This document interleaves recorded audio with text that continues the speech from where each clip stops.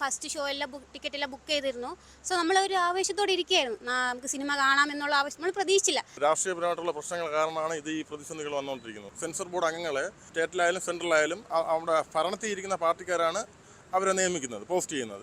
അപ്പോൾ അവർ പോസ്റ്റ് ചെയ്യുന്ന ആ പാർട്ടിക്കാരോട് കൂറുകയാണ്. അസാധാരണമായ നടപടിയിലേക്കാണ് കാര്യങ്ങൾ മാറുന്നത്. വിജയ് ചിത്രം ജനനായകന്റെ റിലീസ് തീയതി പോലും മാറ്റിവെക്കുന്ന സാഹചര്യം. ഒരുപക്ഷെ ആദ്യമായിട്ടായിരിക്കും ഒരു വിജയ് ചിത്രം പറഞ്ഞ തീയതിയിൽ റിലീസ് ചെയ്യാതെ പോകുന്നത്. പല സിനിമകളും ഇതിനു മുമ്പ് ഉണ്ടായിട്ടുണ്ട്, പക്ഷെ അത് എവിടെയെങ്കിലും റിലീസ് ചെയ്തിട്ടുണ്ട്. പക്ഷേ ഇത് അങ്ങനെയല്ല, ആദ്യമായിട്ടാണ്, അതും വിജയുടെ അവസാനത്തെ സിനിമയിലാണ്. അപ്പോൾ എന്താണ് ഇതിന്റെ പ്രശ്നം? രാഷ്ട്രീയപരമായ പ്രശ്നങ്ങളുണ്ടോ, അല്ലെങ്കിൽ ഇത് സിനിമ മാത്രമാണോ, തുടങ്ങി നിരവധി കാര്യങ്ങളുണ്ട്. എന്നോടൊപ്പം ഇപ്പോൾ TVKയുടെ തിരുവനന്തപുരത്തെ ബാലരാമപുരത്തെ പ്രവർത്തകരായ രണ്ടുപേരാണുള്ളത്, ഗായത്രിയും ജോസും. ഞാൻ അവരോട് തന്നെ കാര്യങ്ങൾ ചോദിക്കാം. ഗായത്രി, നിങ്ങൾക്ക് എന്താ തോന്നുന്നു? കാരണം കഴിഞ്ഞ ദിവസം രാത്രിയോടുകൂടി അല്ലെങ്കിൽ വൈകുന്നേരത്തോടു കൂടിയാണ് ഈ കാര്യം കത്തിപ്പടരുന്നത്. ഈ സിനിമ പോലും മാറ്റിവെക്കുന്ന രീതിയിലേക്ക്, അസാധാരണമായ നീക്കത്തിലേക്ക് കാര്യങ്ങൾ മാറി. എന്താണ് TVKയുടെ നിലപാട്, അല്ലെങ്കിൽ നിങ്ങളുടെ കൂട്ടത്തിലുള്ളവർ എന്താണ് ഇതിനെപ്പറ്റി പ്രതികരിക്കുന്നത്? ഞങ്ങൾ പോലും വിചാരിച്ചില്ല. ഞങ്ങൾ ഫസ്റ്റ് ഷോ എല്ലാം ടിക്കറ്റ് എല്ലാം ബുക്ക് ചെയ്തിരുന്നു. സോ നമ്മളൊരു ആവേശത്തോടെ ഇരിക്കുകയായിരുന്നു. നമുക്ക് സിനിമ കാണാമെന്നുള്ള ആവശ്യം നമ്മൾ പ്രതീക്ഷിച്ചില്ല. പെട്ടെന്നാണ് ഇങ്ങനെ ഒഫീഷ്യൽ ഒരു അനൗൺസ് വരുന്നത്. സിനിമ മാറ്റിവെച്ചു, പോസ്റ്റ്പോൺ ചെയ്തു. ഇനി അവർ പറഞ്ഞ ഡേറ്റിലായിരിക്കും ഇനി വരുന്നത്. പക്ഷേ ഇനി ആ ഡേറ്റിന് വേണ്ടി ഞങ്ങൾ കാത്തിരിക്കും. ഞങ്ങളെ കാത്തിരിപ്പ് മാറത്തില്ല. ഞങ്ങൾ അതിന് വേണ്ടി, നമ്മൾ TVK എന്നല്ല, ഫാൻസായിട്ട് തന്നെ എല്ലാം, TVK എന്ന് ഫാൻസായാലും നമ്മൾ കാത്തിരിക്കും. ഇനി അന്നാണ് സിനിമ ഇറങ്ങുന്നത്, ആ ആവേശത്തോടെ തന്നെ നമ്മൾ ഇനി കാത്തിരിക്കും. നമ്മൾ ഒഫീഷ്യലി ഈ പ്രാവശ്യം മാറ്റിവെച്ചു എന്ന് അറിഞ്ഞതുപോലെ ഇനി ഒഫീഷ്യലി ഡേറ്റ് വരുമ്പോൾ ആ ഡേറ്റിന് വേണ്ടി ഞങ്ങൾ കാത്തിരിക്കും. ഇപ്പോൾ ഒരു വിജയ് എന്ന നടനേക്കാൾ ഉപരി ഒരു പൊളിറ്റീഷ്യനായിട്ട് മാറുന്ന ഒരു വർഷം കൂടിയാണ് 2026. ഇതിന് പിന്നിൽ ഒരു രാഷ്ട്രീയപരമായിട്ടുള്ള കളികളുണ്ടെന്ന് വിശ്വസിക്കുന്നുണ്ട്? ഉറപ്പായിട്ട്, തീർച്ചയായിട്ടും. അതല്ല നമ്മൾ നേരിട്ട് കണ്ടുകൊണ്ടിരിക്കുന്നത്. ഉറപ്പായിട്ട് രാഷ്ട്രീയപരമായിട്ടുള്ള പ്രശ്നങ്ങൾ കാരണമാണ് ഈ പ്രതിസന്ധികൾ വന്നുകൊണ്ടിരിക്കുന്നത്. ഉറപ്പായിട്ട് 100% സത്യമാണ്. അല്ല എന്നുണ്ടെങ്കിൽ വേറെ സാധാ സിനിമകൾ പോലെ ഇത് ഇറങ്ങേണ്ടതല്ലേ.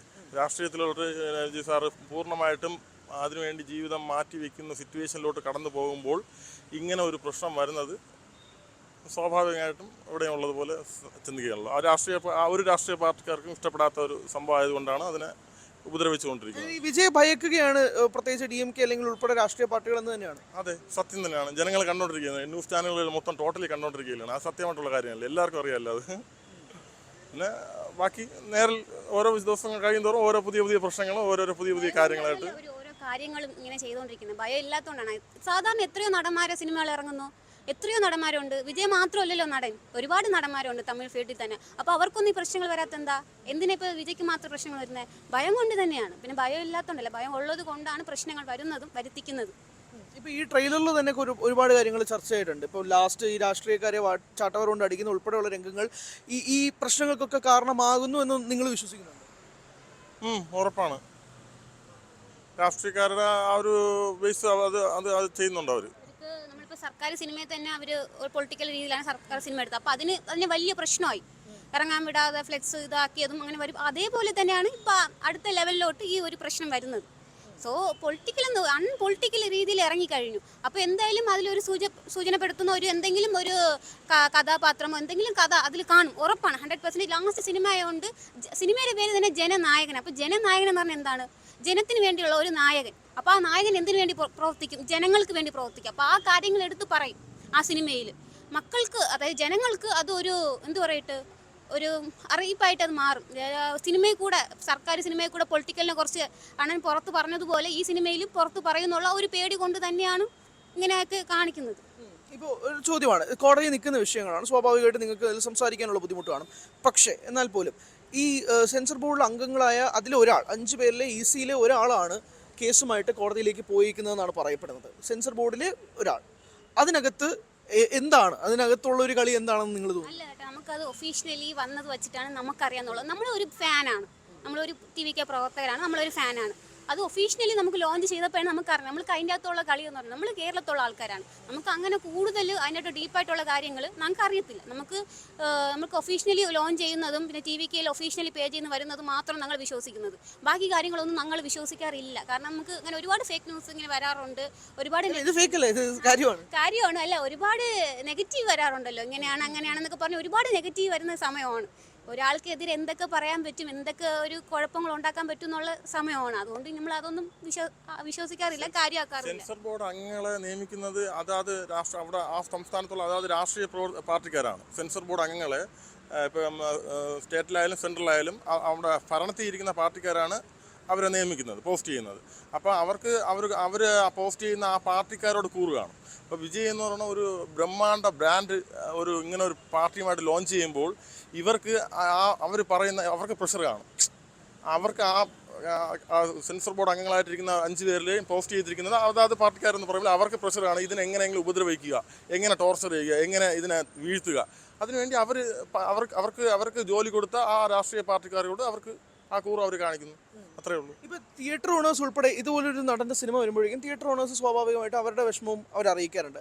നിങ്ങൾ എങ്ങനെയാണ് ഇതിന് പ്രതികരിക്കാനായി ഉദ്ദേശിക്കുന്നത്? സ്വാഭാവികമായിട്ട് നിങ്ങൾ ഇതിന് ആരാധകരാണ്, അപ്പോൾ ആ രീതിയിൽ തന്നെയായിരിക്കും ഇതിന് പ്രവർത്തകരുമായിട്ട് വന്നത്. അപ്പോൾ ഇതെങ്ങനെയാണ് നിങ്ങൾ മുന്നോട്ട് കൊണ്ടുപോകാൻ ഉദ്ദേശിക്കുന്നത്? വിഷമമുണ്ട്, പടം ഇറങ്ങില്ല എന്ന് പറയുമ്പോൾ നമ്മളെല്ലാം ആഗ്രഹിച്ചിരുന്ന ഒരു സംഭവം. 9-ാം തീയതി രാവിലെ ഒരു ദർശനം, നമ്മൾ എല്ലാ വർഷവും പോലെ അണ്ണൻ്റെ ഒരു ദർശനം, അത് പെട്ടെന്ന് ഇങ്ങനെ സ്റ്റോപ്പ് ആവുന്നത് കണ്ടപ്പോൾ ഒരു വിഷമമുണ്ട്, ഇല്ലെന്ന് പറയുന്നില്ല. അത് കോമൺ ഫാക്റ്റാണ്. അവസാനമല്ല, ഇതിപ്പോൾ ഇനി എന്തായാലും സിനിമ നിർത്താൻ പോകുന്നില്ലല്ലോ. എന്തായാലും റിലീസാകും, ഇന്നല്ല നാളെ. എത്ര മാസം കഴിഞ്ഞാലും എത്ര വർഷം കഴിഞ്ഞാലും ഞങ്ങൾ കാത്തിരിക്കും. ആ സിനിമ റിലീസാവുക തന്നെ ചെയ്യും. ആ ഒരു ദിവസത്തിന് വേണ്ടി ഞങ്ങൾ കാത്തിരിക്കും. എന്തായാലും സിനിമ മുടക്കാൻ പറ്റത്തില്ലല്ലോ. അപ്പോൾ ഞാൻ ചോദിക്കുന്നത് ഒരു ഫാനായിട്ട് തന്നെ ചോദിക്കുകയാണ്. ഇപ്പോൾ അവസാനത്തെ സിനിമയാണ് എന്ന് പറയുമ്പോൾ പോലും ഇത് കുറേ നാൾ മുമ്പ് പ്രഖ്യാപിച്ചതാണല്ലോ അവസാനത്തെ സിനിമയാണെന്നുള്ളത്. അത് നിങ്ങൾ എങ്ങനെയാണ് ഏറ്റെടുക്കുന്നത്? ലൈക്ക് ഇപ്പോൾ 6 മാസം കഴിഞ്ഞ് കഴിഞ്ഞാൽ തമിഴ്നാട് ഇലക്ഷനും കൂടി വരാൻ പോവുകയാണ്. അപ്പോൾ ആ ഒരു ഇലക്ഷൻ ഭാഗമായിട്ട് ഓക്കെയാണ് നിങ്ങൾ സിനിമ നിർത്തുന്നത്? ഓക്കെ ആണെന്ന് ചോദിച്ചാൽ മനസ്സുകൊണ്ട് വിഷമമുണ്ട്. വിഷമമില്ലെന്നല്ല, ഞങ്ങൾക്ക് എല്ലാവർക്കും ഒരു ഫാനായിട്ട് നല്ല വിഷമമുണ്ട്, സങ്കടമുണ്ട്. പക്ഷേ അതിൽ ഉപരി ഒരു സന്തോഷമാണ്. ജനങ്ങൾക്ക് വേണ്ടി അന്നം വരയില്ല. ഞങ്ങൾ ഒപ്പം നിന്ന് കൈകോർത്ത് നിൽക്കാൻ വരുന്നില്ല. ഒരു സിനിമ എന്നുള്ള ഫീൽഡ് കഴിഞ്ഞ് ഞങ്ങൾക്ക് വേണ്ടി പ്രവർത്തിക്കാൻ ഞങ്ങൾ അന്നം വരുമ്പോൾ നമുക്ക് അതിൽ കൂടുതൽ ഇനി ആ ഒരു സന്തോഷം മതി. എന്നാലും വിഷമമുണ്ട്, ഇനിയിപ്പം ഇല്ലെന്ന് പറയാൻ പറ്റത്തില്ല. അതേ നിലപാടാണ്. തമിഴ്നാട് ജനങ്ങൾ ആരെങ്കിലും നെഞ്ചിലേറ്റി വെച്ച് അവരെ കൈവിടില്ലെന്ന് പറഞ്ഞു. പക്ഷെ ഇതിപ്പോൾ അങ്ങനെയല്ല. സൗത്ത് ഇന്ത്യയിലെ മൊത്തം ജനങ്ങളും, അതായത് കേരളം ഉൾപ്പെടെ എല്ലാ ജനങ്ങളും ഇപ്പോൾ ആ അണ്ണൻ്റെ ഒരു ഇഷ്ടമാണ്. കാര്യം അണ്ണ ഓഡിയോ ലോഞ്ചിൽ ഒരു ഡയലോഗ് പറഞ്ഞു, 33 வருஷம் எனக்கு ஒரு பிரச்சனைனா தியேட்டர் முன்னாடி வந்து நின்றவங்களுக்காக இனி இருக்கிற 33 வருஷம் அவங்களுக்கு ஒரு பிரச்சனை அவங்க வீட்டு முன்னாடி நான் போய் நிற்பேன் എന്ന് പറഞ്ഞില്ലേ. അത് കറക്റ്റായിട്ട് അതൊരു ഒരു ഒരു ഒരു ഒരു ഒരു സംഭവമല്ലേ. അത് കാര്യത്തിൽ ഒരു നടന് ഇങ്ങനെ ഒരു മനസ്സുള്ളത് ഒരു സംഭവമല്ലേ. ബാക്കി കുറേ രാഷ്ട്രീയം നിങ്ങൾക്ക് ചരിത്രം ബാക്കിലോട്ട് നോക്കി തമിഴ്നാട്ടിൽ പല ഇതിന് മുന്നിലുള്ള നായകന്മാർ രാഷ്ട്രീയത്തിൽ വരുമെന്ന് പറഞ്ഞിട്ട് ഒരു യുവ തലമുറയെ തന്നെ പറ്റിച്ചിട്ടുണ്ട്. ചരിത്രം നോക്കി അറിയാൻ പറ്റും. MGR ശേഷം തമിഴ്നാട്ടിൽ ഒരു യുഗം മൊത്തം ഒരു സൂപ്പർ സ്റ്റാർ അങ്ങനെ പറയുന്നില്ല, ഒരു യുഗം മൊത്തം നിന്ന ഒരു രാഷ്ട്രീയത്തിൽ വരുമെന്ന് പറഞ്ഞിട്ട് ആ കാലഘട്ടത്തിലുള്ള യുവാക്കളെ തന്നെ അങ്ങനെ ഇതാക്കിയിട്ടുണ്ട്. വിജയ് അങ്ങനെ ചെയ്യാതെ പറ്റിച്ചില്ല. വിജയ് കറക്റ്റ് ടൈം നോക്കി കറക്റ്റായിട്ട് ആ രാഷ്ട്രീയത്തിൽ വന്നു. അവർ 33 വർഷം വിജയിയുടെ കൂടെ നിന്ന് എല്ലാവരും ഇനിയിപ്പോൾ രാഷ്ട്രീയത്തിലൂടെ അവർക്കൊരു ഭാവി എന്ന് വെച്ചാൽ ജനസേവനം, ജനങ്ങളെ സേവിക്കുന്ന ഒരു തുടങ്ങിയതല്ലോ. ഇതിപ്പോ ഇപ്പൊ പാർട്ടി എന്നുള്ള പേരിൽ ഇപ്പൊ 2 വർഷം ആയാലും ഇന്നൊന്നും തുടങ്ങിയ കാര്യമല്ല. ഇത് 2009 തൊട്ട് വിജയ് മക്കളേക്ക് എന്ന പേരിൽ തുടങ്ങി ഒരുപാട് വർഷങ്ങളായിട്ട് ഇങ്ങനെ പ്രവർത്തനങ്ങൾ നടന്നുകൊണ്ടിരിക്കുകയാണ്. ഓരോ ജനസേവനങ്ങൾ നടന്നുകൊണ്ടിരിക്കുകയാണ്. ഇപ്പോൾ അത് പാർട്ടി എന്നുള്ള ഒരു നിലപാടിൽ മാറിയെന്നേ ഉള്ളൂ. പക്ഷേ അണ്ണൻ്റെ പ്രവൃത്തി എന്ന് പറഞ്ഞാൽ ഇന്നൊന്നും തുടങ്ങിയതല്ല. അണ്ണൻ എന്തുമാത്രം ജനങ്ങൾക്ക് നല്ലത്, അതായത് ഒരു ആക്ടറായിട്ട് ഇരുന്നിട്ട് തന്നെ എന്തുമാത്രം ജനങ്ങൾക്ക് നല്ലത് ചെയ്തിട്ടുണ്ടെന്ന് ഇവിടെ ഇരിക്കുന്ന നമുക്ക് എല്ലാവർക്കും അറിയാം. നിങ്ങൾ നടത്തുന്ന പ്രവർത്തനങ്ങൾ ഉൾപ്പെടെ ഇപ്പോൾ പറഞ്ഞല്ലോ 2009 മുതൽ ഈ ലെവലുണ്ടെങ്കിൽ പോലും ഇപ്പോൾ TVKയുടെ ലെവലിലാണ് നിങ്ങളിപ്പോൾ ചെയ്യുന്നത്. ഇപ്പോൾ ഏറ്റവും കൂടുതൽ ബാലരാമപുരത്ത് നിങ്ങളൊരു ഒരു പരിപാടി ഉൾപ്പെടെ നടത്തി, അത് സോഷ്യൽ മീഡിയയിൽ ഉൾപ്പെടെ വളരെയധികം ട്രെൻഡിങ് ആണ്. അവിടെ നിന്നാണ് ഞാൻ നിങ്ങളെ കണക്ട് ചെയ്യുന്നത്. ആ പരിപാടിയെക്കുറിച്ച് പറയാമോ? അവിടെ ആ പരിപാടി നമുക്ക് ആദ്യത്തെ പ്രാവശ്യം ചെറിയ രീതിയിൽ നമുക്ക് കഴിഞ്ഞ ഒരു 60 കുടുംബങ്ങൾക്ക് ഭക്ഷ്യക്കിറ്റും, ഒരാൾക്ക് അതായത് കാലില്ലാത്ത ഒരാൾക്ക് വീൽ ചെയറുമാണ് നൽകിയത്. പക്ഷേ ഈ പ്രാവശ്യം നമുക്ക് അതിൽ നിന്ന് വലിയ രീതിയിൽ നമുക്ക് അത് വർദ്ധിക്കാൻ കഴിഞ്ഞു. 200 ഭക്ഷ്യക്കിറ്റും, പിന്നീട് 100 കുട്ടികൾക്ക് സ്കൂൾ ബാഗ്, പിന്നെ 2 പേർക്ക് ചികിത്സാ സഹായം 10,000 വെച്ചിട്ട് 2 പേർക്ക് ചികിത്സാ സഹായം നല്ല കഴിഞ്ഞു. അതിൽ വളരെ സന്തോഷമുണ്ട്. അണ്ണൻ്റെ പേരും പറഞ്ഞ് നമുക്ക് ഇത്ര പേർക്ക്, പിന്നെ നമുക്ക് സ്പോൺസർ ചെയ്തത് ബാലരാമപുരത്തുള്ള രാജേഷ് എന്ന് പറയുന്ന പുള്ളിയാണ് സ്പോൺസർ ചെയ്യുന്നത്. അപ്പോൾ ഈ പരിപാടി ചെയ്തതിന് ശേഷം, ഈ 2 പരിപാടി ചെയ്തതിന് ശേഷം ഒരുപാട് സ്പോൺസേഴ്സ്, അതായത് ജനങ്ങൾക്ക് നല്ലത് ചെയ്യാൻ വേണ്ടിയിട്ട് ഒരുപാട് സ്പോൺസേഴ്സ് ഞങ്ങളുടെ മുന്നിൽ വരുന്നുണ്ട്. അപ്പം ഞങ്ങൾ കൂടെ നിന്ന് പ്രവർത്തിച്ച്, ഞങ്ങൾ TVKയുടെ പ്രവർത്തകരായിട്ട് കൂടെ നിന്ന് പ്രവർത്തിച്ച് ഇതിന് വേണ്ടിയിട്ട് നമ്മൾ കൂടെ വരാം. ഇനിയും പരിപാടികൾ ചെയ്യും. ഇനിയും ഒരുപാട് സ്പോൺസേഴ്സ് വരുന്നുണ്ട്. ഇനി വളരെ തന്നെ ചെയ്യും. ഒഫീഷ്യലി അവിടെ ഇരുന്ന് നമുക്ക് പറഞ്ഞിട്ടില്ലെങ്കിലും നമുക്ക് ഒഫീഷ്യലി അറിയിക്കുകയാണെങ്കിൽ നമുക്ക് ഇതിൻ്റെ അടുത്ത ലെവലിൽ ഞങ്ങൾ പ്രവർത്തിക്കും. അതിനായിട്ടുള്ള എന്തൊക്കെയാണ് നിങ്ങളുടെ അടുത്ത സ്റ്റെപ്സ്? ഒഫീഷ്യലി അറിയിക്കാനോ അല്ലെങ്കിൽ അതുമായിട്ട് മുന്നോട്ട് പോകാനോ? തീർച്ചയായിട്ടും അതിൻ്റെ അടുത്ത ഓരോ പ്രോഗ്രാം കഴിയുന്തോറും അടുത്ത പ്രോഗ്രാമുകൾ കഴിഞ്ഞ മാസം ചെയ്താണ് ഈ മറ്റേ വീൽ ചെയറും ധനസഹായവും. ഇപ്പം ഡിസംബറിൽ ചെയ്തു, അടുത്ത ജനുവരി ആയപ്പോൾ അടുത്ത പ്രോഗ്രാം ചെയ്തു. അതുമായിട്ട് ഇങ്ങനെ കണ്ടിന്യൂ ചെയ്തുകൊണ്ടിരിക്കുന്നത്. അടുത്ത പ്രോഗ്രാം ഇനിയിപ്പം പ്ലാനിങ് ഇല്ല, ഉടനെ വരുന്നതനുസരിച്ച് ഞങ്ങൾ അത് ചെയ്യുന്നു, മുന്നോട്ട് പോകുന്നുള്ള ഐഡിയ എനിക്ക്. ഇപ്പോൾ ഇലക്ഷൻ സമയം കൂടിയാവുന്ന ഈ അടുത്ത 6 മാസം കുറച്ചുകൂടി സ്ട്രോങ് ആവാനാണ്. നമുക്ക് ഇലക്ഷൻ നമുക്ക് എയിമല്ല, നമുക്ക് ജനസേവനമാണ്, ജനങ്ങളെ സഹായിക്കുക. നമ്മുടെ ജീവിക്ക് നമ്മുടെ ജോലി എന്താണ്? ഇതൊരു പൊളിറ്റിക്കൽ പാർട്ടിയാണല്ലോ, അപ്പോൾ അതുകൊണ്ടാണ് സ്വാഭാവികമായിട്ട് ചോദ്യം വരുന്നത്. അതായത് ഒഫീഷ്യലി അറിയിക്കും, എന്തായാലും പെട്ടെന്ന് അറിയിക്കായിരിക്കും, നമുക്ക് പ്രതീക്ഷ ഉണ്ട് അറിയിക്കുമെന്ന്. അപ്പോൾ അറിയിക്കുമ്പോൾ നമ്മൾ ഒഫീഷ്യലി അവരെന്താണോ പറയുന്നത് അതനുസരിച്ച് നമ്മൾ മുന്നോട്ട് പോകും. അതായത് ടി വിക്ക് ഒഫീഷ്യലി ഇന്ന് എന്താണോ നമ്മളടുത്ത് പറയുന്നത് അതനുസരിച്ച് നമ്മൾ മുന്നോട്ട് പോകും. പ്രോഗ്രാമായിട്ട് ചെറിയൊരു കഥ പറയട്ടെ. ഏതൊരു എൻ്റെ മനസ്സിതമായതടക്കം ഒരു 15-16 വർഷം മുമ്പ് 10ാം ക്ലാസ്സിൽ പഠിക്കുന്ന ഒരു കൊച്ചുകുട്ടി സ്കൂളിൽ നിന്ന് 2 കിലോമീറ്റർ ഉണ്ട് പോകാൻ. അപ്പോൾ ആ വീട്ടിൽ നിന്ന് 5 രൂപ ആട്ടോയ്ക്ക് കൊടുക്കും, തിരിച്ച് വരാൻ 5 രൂപ ആട്ടോയ്ക്ക്, അങ്ങനെ ഡെയിലി 10 രൂപ കിട്ടും. 2 കിലോമീറ്റർ 4 കിലോമീറ്റർ ആ കുട്ടി നടക്കണം. 10ാം ക്ലാസ്സിൽ പഠിക്കുന്ന ഒരു കുട്ടിയാണ്. ആ കുട്ടി ആ ആട്ടോയിൽ പോകാതെ ആട്ടോയിൽ വീട്ടിൽ നിന്ന് കൊടുക്കുന്നതാണ് ആട്ടോയിൽ പോകാനുള്ള കാശ്. അത് ആട്ടോയിൽ പോകാതെ ആ കുട്ടി രാവിലെയും വൈകിട്ട് നടക്കും.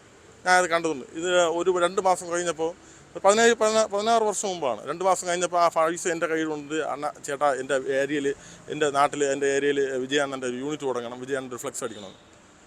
ആ പയ്യൻ അത് ഞാൻ ചെയ്തു കൊടുത്തു. ആ പയ്യൻ ഇന്ന് വളർന്ന് മലയാള ഫിലിം ഇൻഡസ്ട്രിയിൽ അറിയപ്പെടുന്നൊരു മേക്കപ്പ് മാനാണ്. ആ പയ്യനാണ് ഈ 2 പരിപാടിയും ഡയറക്ഷൻ നേതൃത്വം വഹിച്ചത്. നേതൃത്വം എന്ന് വെച്ചാൽ അത് ഇങ്ങനെ ഈ പ്ലാനിങ് എല്ലാം മതി. പയ്യൻ്റെ പേര് ദീപു ബാലു എന്നാണ്. അത് മെൻഷൻ ചെയ്തേ പറ്റുള്ളൂ. കാര്യം ആ പയ്യൻ്റെ കൊച്ചു പയ്യൻ്റെ അന്നത്തെ ആ ഒരു മനസ്സാണ് ഇന്നും അവനുള്ളത്. പക്ഷേ ഇന്ന് അവൻ വളർന്നു. മലയാള ഇൻഡസ്ട്രിയിൽ എമ്പുരാനൊക്കെ മേക്കപ്പ് മാനായിട്ടൊക്കെ വർക്ക് ചെയ്ത് മലയാള ഇൻഡസ്ട്രിയിൽ അറിയപ്പെടുന്ന ഒരു മേക്കപ്പ് മാനാണ് ദീപു ബാലു എന്ന് പറയുന്നത്. അവനാണ് ഈ 2 പ്രോഗ്രാമിൻ്റെ ഡയറക്ടറിനെ മൊത്തം ഓർഗനൈസ് ചെയ്ത് ഫ്രണ്ടിലുണ്ടായിരുന്നത്. അല്ല, അങ്ങനെയാണ് അപ്പോൾ ടി വിക്കിൽ നിന്നും വിശ്വസിക്കുന്നത്. ഈ പൊങ്കലിന് തന്നെ വിജയ് ചിത്രം ജനനായകൻ തിയേറ്ററുകളിലേക്ക് എത്തും. അന്ന് 15-ാം തീയതിക്ക് മുമ്പ് എത്തുമെന്നുള്ള വിശ്വാസമാണ് അവർ നിൽക്കുന്നത്. നാളെ രാവിലെ കോടതി വിധി പറയുമ്പോൾ എന്താണ്, ട്വിസ്റ്റ് ഉണ്ടാവോ, ടേൺ ഉണ്ടാവോ, അതോ കൃത്യമായ നിലപാടിലേക്ക് കാര്യങ്ങൾ എത്തുമോ എന്ന് ഉറ്റുനോക്കുകയാണ് തമിഴ് സിനിമാ ലോകവും ഇന്ത്യൻ സിനിമാ പ്രേക്ഷകരും.